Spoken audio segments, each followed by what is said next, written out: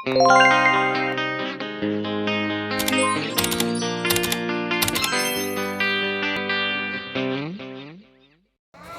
in my life as a grade 4 student. Ayan nga, nagpakit pa si bakla. Kasama ko ang baklang auntie nyo. Tarian ko daw siya para daw maging cute siya. Siyempre, matagal na. Papasexy daw siya sa mga lalaki. Malamang para ma-fall in love sa akin. Wala, ang landi. Tinado pa ako. Finished. I'm done in my tali. Bye. Hindi nga siya, rarampa nga muna daw siya. Oh.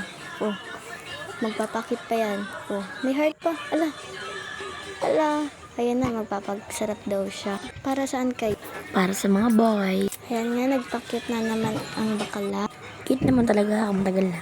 Ayan nga, si CR nga ako yan. Si Bambang pa nga nag-post niyan eh. Nagpapagkat na naman ako. Nararampa muna ako, guys. Antay niyo, magpapakit lang ako. Yan na si bakla. Oh, todo react siya.